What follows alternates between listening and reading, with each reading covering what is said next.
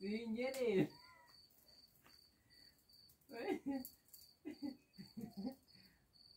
Ada dia urut.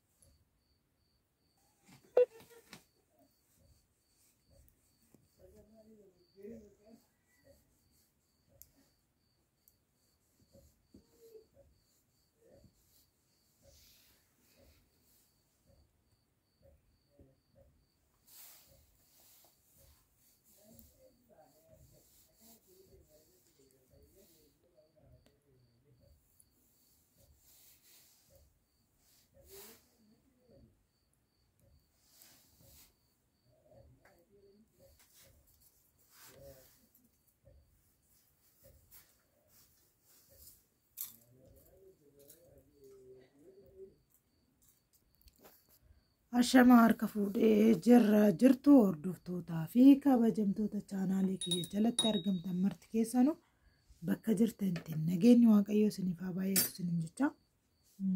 Dhiifamaa ni dukkanaa xiqqoo ishee homaa godhuu hin danda'u. Daqiiquma 2-3 akkas baga geechan isiniin jechuu barbaada hundumti keessanuu musliima kiristaanaa Peenxee osoo hin jedhin hundumti keessanuu baga ayyaana filchataa geechanii filchataa darbee ganni hin jiru daaqooyyee halkan hin jiru jedhani kanaaf hundumti keessanuu baga guyyaa kana geechan isiniin jedha.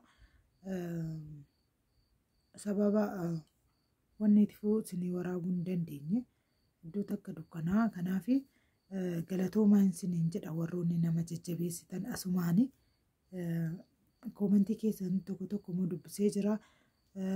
Akkaawuntiin gimcayoo sanillee warroonni na gaafattan hin jirtani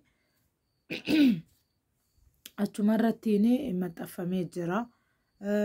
Guruppii an jettan immoo mucaa wayiiti guruppii kanidhe isaan shiidhaan wal quunnamsiisaa jechuudha. Kanaaf hundumti keessanuu bakka jirtanitti nageenya waaqayyoo isiniif haa baay'atu isiniin jecha. Na jajjabeessaanas laayik sheer godhaa rakkina hin qabu viidiyoo kiyya akka namni argu sheer godhaa warroonni sin bira ga'e jechuudha. Kanaaf bakkuma jirtanitti immoo gammadaa firii ta'aa jiraadha isiniin jedha. Nagaan naaf bulaa turtii gaarii.